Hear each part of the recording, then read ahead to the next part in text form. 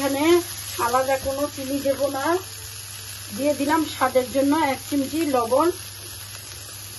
আর দিব আমি এইখানে এই কনডেন্স মিল্ক, ডেনিসের কনডেন্স মিল্ক 1 কৌটো পুরাটা। দেখেছো আমার ফ্রাই প্যান থেকে ছেড়ে ছেড়ে আসছে, তার মানে আমার হালুয়াটা হয়ে আসছে। আর একটু রান্না করতে হবে, এখন একটু বুঝো কিনা, একটু পানি পানি মনে হয়। দেখো বসে গিয়েছে। তোমরা ঠিক এইভাবেও পরিবেশন করতে পারো, আর নয়তো এই যে কেটেও চারকোন আছে বা বরফি, তোমরা যেইভাবে চাও কেটেও পরিবেশন করতে পারো।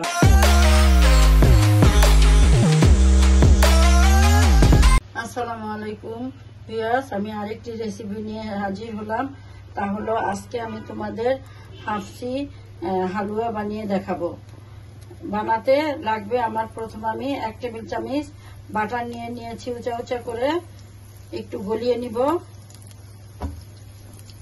এই গলতে গলতে আমি এইখানে এই ছোট সাইজের একটা, এখানে গ্রামের হিসাব করলে 10 গ্রাম হবে, আর নয়তো 2 টেবিল চামচ গাজর গ্রেট করে নিয়েছি। এইটা আমি দিয়ে দিলাম। গ্রেট করে আমি একটু ভাপিয়ে নিয়েছি। আমি এই গাজরটা একটু ভেজে নিব। ঠিক এই পরিমাণেরই আমি পেঁপে গ্রেট করে ভাপিয়ে নিয়েছি। এইটাও আমি ভাপিয়ে নিয়েছি। এখন আমি একটু ভেজে নিব যাতে ভাজার একটা ফ্লেভার বের হয়। এই পর্যন্ত আমি ভেজে নিব। আর দিয়ে দিব আমি এলাচ গুঁড়া 1 চিমটি। এইখানে যতটুকু নিচ্ছি এখানে এই যে 1 চিমটি এলাচ গুঁড়া আগে দিয়ে দিব, তাহলে ফ্লেভারটা ভালো মতো বের হবে। আমি নাড়তে থাকি এগুলা ভাজা ভাজা হওয়া পর্যন্ত। One eternity later.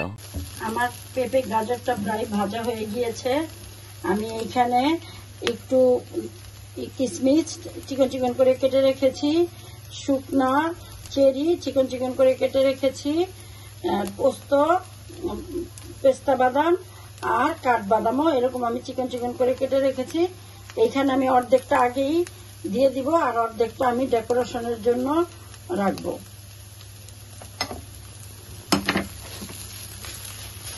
আর আমি এইখানে এই ছানা 1 কেজি দুধের ছানা, এইখানে 250 গ্রামের মতো হবে। ভালো যদি ননিযুক্ত দুধ হয় তাহলে 250 গ্রামের মতো ছানা বের হবে। ছানা বানিয়ে আমি হাত দিয়ে এই যে এইভাবে ম্যাশ করে রেখেছি। তোমরা যদি চাও যে কিভাবে ছানাটা বানাতে হবে, একদম সহজ, আমাকে কমেন্টে জানিও, তাহলে আমি তোমাদের ছানা বানিয়ে দেখাবো।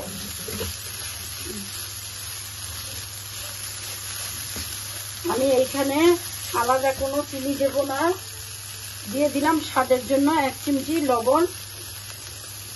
আর দিব আমি এইখানে এই কনডেন্স মিল্ক, ডেনিসের কনডেন্স মিল্ক 1 কৌটো পুরাটা।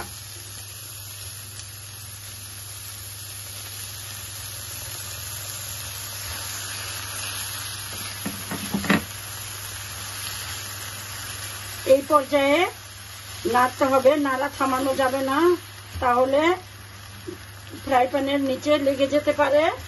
আর দিয়ে দিব আমি 1 চা চামচ ঘি।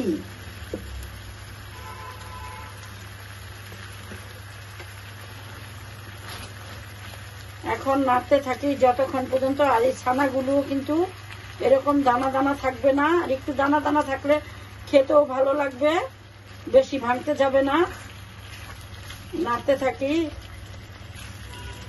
নাড়তে নাড়তে এক পর্যায়ে দেখবে এইভাবেই কড়াই থেকে ছেড়ে আসবে।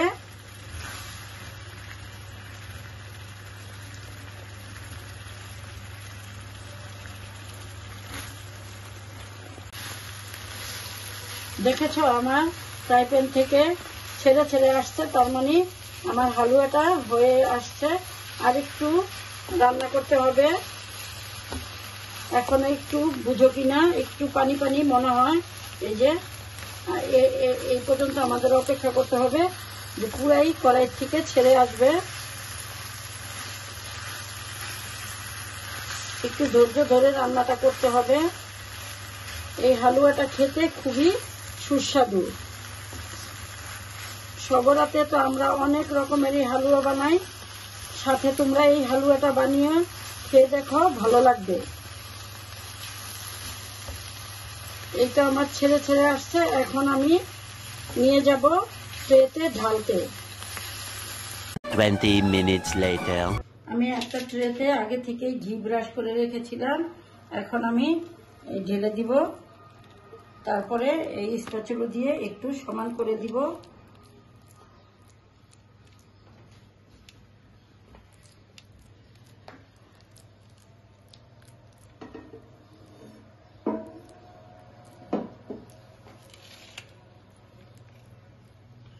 সমান করে আমি ঘন্টাখানিক রাখবো ঠান্ডা হওয়া পর্যন্ত।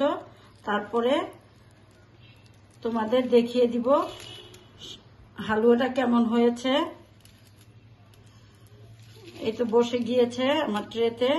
আমি উপরে এই ডেকোরেশনের জন্য যেই ফ্রুটগুলো রেখেছিলাম এগুলো উপরে দিয়ে ঠান্ডা করে নিব, ঠান্ডা হলে ফিরে আসব। হালুয়াটা আমার দেখো বসে গিয়েছে।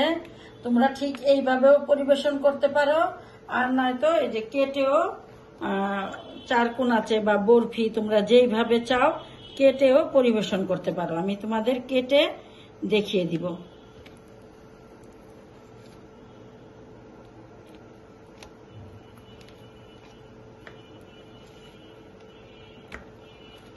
এই যে এইভাবে চারকোনাচে ভাবে কেটে